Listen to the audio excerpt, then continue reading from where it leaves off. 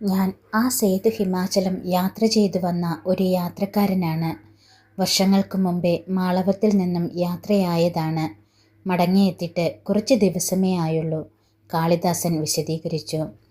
മഹാരാജാവ് വിക്രമാദിത്യൻ കാവ്യകലാസാഹിത്യങ്ങളെ പ്രോത്സാഹിപ്പിക്കുന്നുവെന്ന് ഖ്യാതി കേട്ടിട്ടുണ്ട്. ഇന്നലെ മഹാകാലേശ്വരൻ്റെ നടയിൽ വിളംബരം കേട്ടു. അതുകൊണ്ടാണ് ഇവിടെ വന്നത്.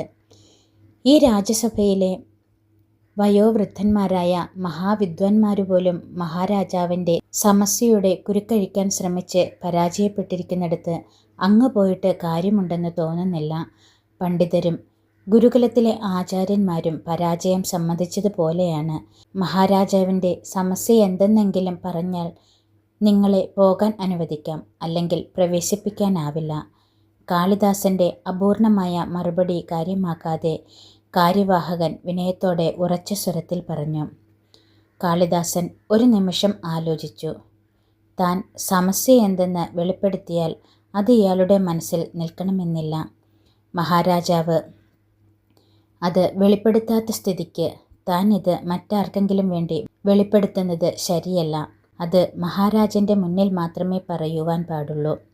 ഇല്ല സുഹൃത്തെ, പറയേണ്ടത് പറയേണ്ടവരോട് മാത്രമേ പറയാൻ പാടുള്ളൂ. രാജസഭയിൽ പറയേണ്ടത് രാജസഭയിൽ പറയാം, കാളിദാസൻ സൗമ്യമായി പറഞ്ഞു. കാളിദാസൻ്റെ മറുപടി അയാൾക്ക് തൃപ്തി നൽകിയില്ലെങ്കിലും തർക്കിക്കാൻ ഒരുമ്പെട്ടില്ല. അയാൾ വീണ്ടും പറഞ്ഞു, ശരി, അങ്ങയുടെ ഗുരു ആരാണെന്ന് പറയൂ. ഏതു ഗുരുകുലത്തിലാണ് വിദ്യ അഭ്യസിച്ചത്? ജ്ഞാനാംബിക മഹാകാളിയാണ് എൻ്റെ ഗുരു. ഈ ആർഷഭൂമിയാണ് എൻ്റെ ഗുരുകുലം, കാളിദാസൻ പറഞ്ഞു. കാര്യവാഹകൻ വിസ്മയത്തോടെ കാളിദാസനെ നോക്കി. ഇതൊരു തൃപ്തികരമായ മറുപടിയല്ലല്ലോ സുഹൃത്തേ. ശരി, അവന്തികയിൽ എവിടെയാണ് വീട്? കാളിദാസൻ കുഴങ്ങി. അവന്തിയാണ് ജന്മദേശം എന്ന് പറഞ്ഞുപോയി. വീട് എവിടെയാണെന്ന് എങ്ങനെ പറയും? അറിയില്ല, അല്പം സന്ദേഹത്തോടെ പറഞ്ഞു. മറ്റൊരു മറുപടി കാളിദാസൻ്റെ പക്കൽ ഉണ്ടായില്ല. അറിയില്ലേ? കാര്യവാഹകൻ ആശ്ചര്യത്തോടു കൂടി ചോദിച്ചു. ഇതിനിടയിൽ പെരുമ്പറ മുഴങ്ങി. മാളവ മഹാരാജൻ ഗർദഭില്ല മഹേന്ദ്രാദിപുത്രൻ വിക്രമാദിത്യ മഹാരാജൻ ജയിക്കട്ടെ. മഹാരാജാവിന് ജയഘോഷം മുഴക്കുന്നത് കേട്ട് കാര്യവാഹകൻ എഴുന്നേറ്റു. അങ്ങ് അവിടെ സന്ദർശകർക്കുള്ള ഇരിപ്പിടത്തിൽ പോയി ഇരുന്നാലും. എല്ലാവരും സഭയിൽ ഉപവിഷ്ടരാകാനുള്ള അറിയിപ്പാണ്. അധികം വൈകാതെ മഹാരാജാവ് എഴുന്നള്ളും, കാര്യവാഹകൻ പറഞ്ഞു. കാര്യവാഹകൻ്റെ ഭവ്യത കാളിദാസന് ഇഷ്ടപ്പെട്ടു. തന്നെ ബഹുമാനിക്കണമെന്നല്ല, തന്നേക്കാൾ പ്രായമുള്ള ആളുമാണ്. എന്നിട്ടും എന്നെ അവഗണിക്കുകയോ അപമാനിക്കുകയോ ചെയ്യുന്നില്ല. എന്നാൽ ചട്ടങ്ങൾ മറികടക്കാൻ അനുവദിക്കുന്നുമില്ല. വളരെയേറെ ചോദ്യങ്ങൾ ചോദിച്ചെങ്കിലും തന്നെ തിരിച്ചറിയാൻ കഴിയുന്ന ഒന്നും തൻ്റെ പക്കലില്ലാഞ്ഞിട്ടും അകത്തേക്ക് പോകാൻ അനുവദിക്കുന്നു. സദ്ഭരണത്തിൻ്റെ ലക്ഷണമാണിതെന്നേ കരുതാൻ പറ്റൂ. കാളിദാസൻ സന്ദർശകർക്കുള്ള ഇരിപ്പിടങ്ങൾക്കടുത്തേക്ക് ചെന്നു. രാജസഭയിലെ ഏറ്റവും പിൻനിരയാണെങ്കിലും മഹാരാജാവിന് അഭിമുഖമായിട്ടാണ് ഇരിപ്പിടങ്ങൾ.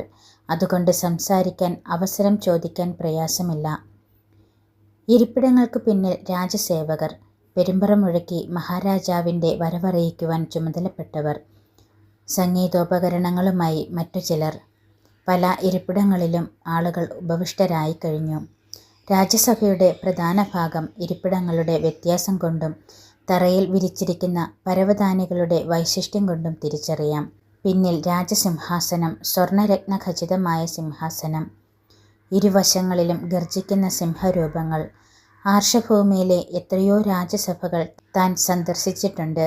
അവിടെയൊന്നും ഇത്രയും ഗാംഭീര്യമാർന്ന പ്രൗഢിയാർന്ന സിംഹാസനം കണ്ടിട്ടില്ല. സിംഹാസനത്തിനു പിന്നിൽ വെട്ടിത്തിളങ്ങുന്ന പട്ടുയവനിക, അതിൽ കലാഭംഗിയുള്ള ചിത്രത്തുന്നലുകൾ.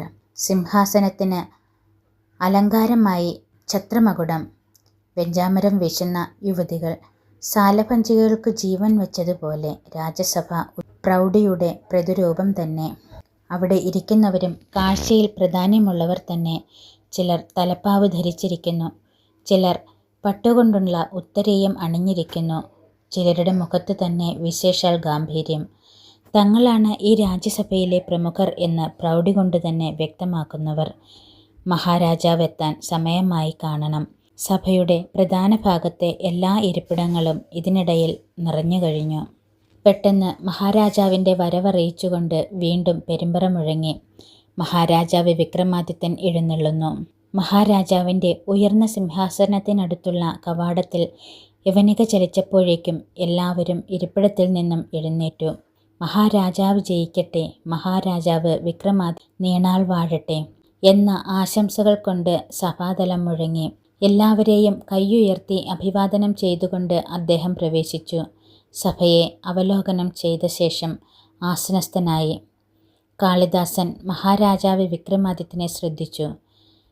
കരുത്തുറ്റ വീരയോദ്ധാവിൻ്റേതെന്നു പ്രകടമാകുന്ന ഒത്ത ശരീരം, വിരിഞ്ഞ മാറും, ബലിഷ്ഠങ്ങളായ കൈകളും, ഉറച്ച കാൽവയ്പ്, പ്രൗഢിയും തേജസ്സുമാർന്ന മുഖം, പ്രകാശം സ്ഫുരിക്കുന്ന കണ്ണുകൾ. യുവാവെങ്കിലും ഒരു മഹത്തായ രാജ്യത്തിൻ്റെ രാജാവെന്ന ഗൗരവം മുഖത്ത് പ്രകടമാണ്. എന്നാൽ അഹങ്കാരത്തിൻ്റെയോ ഔദ്ധ്യത്തിൻ്റെയോ ലാഞ്ചനയില്ല. മഹാരാജാവിൻ്റെ ഗൗരവമുണ്ടെങ്കിലും ഭവ്യമായ പെരുമാറ്റം. കാളിദാസന് അഭിമാനം തോന്നി. താൻ എത്രയോ നാടുകൾ സഞ്ചരിച്ചിരിക്കുന്നു. അവിടെയെല്ലാം ധീരരും വീരരുമായ എത്രയോ രാജാക്കന്മാരെ കണ്ടിരിക്കുന്നു. അവരെയൊന്നും മഹാരാജാവ് വിക്രമാദിത്യനോട് ഉപമിക്കാനാവില്ല. അദ്വിതീയൻ. ഭരണത്തിലും പാടവമുണ്ടെന്ന് ഉജ്ജിനിയെ കണ്ടിടത്തോളം മനസ്സിലാക്കിയിട്ടുണ്ട്. മന്ത്രിപ്രമുഖൻ, അമരസിംഹൻ. ആകാര സൗഷ്ഠവം കൊണ്ടും ഗാംഭീര്യം കൊണ്ടും പെരുമാറ്റം കൊണ്ടും ആളിനെ അളക്കാമെങ്കിൽ മഹാരാജാവിന് യോജിച്ച മന്ത്രി തന്നെ. സഭയുടെ ഔപചാരികതകളും കാര്യവിചാരങ്ങളുമെല്ലാം മുറപോലെ നടന്നു. കാളിദാസൻ മന്ത്രിമാരുടെയും മറ്റു പ്രമുഖ കാര്യക്കാരെയുമെല്ലാം ശ്രദ്ധിച്ചു.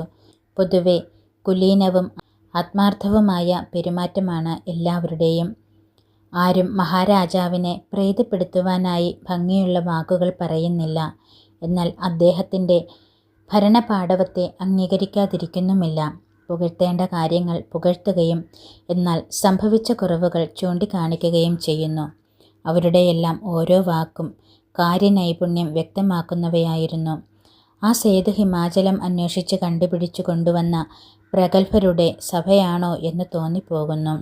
കാവ്യകലാസാഹിത്യ രംഗങ്ങളെക്കുറിച്ചുള്ള ചർച്ചകൾക്കുള്ള സമയമായപ്പോൾ എല്ലാവരിലും വിശേഷാൽ ഉത്സാഹം പ്രകടമായിരുന്നു.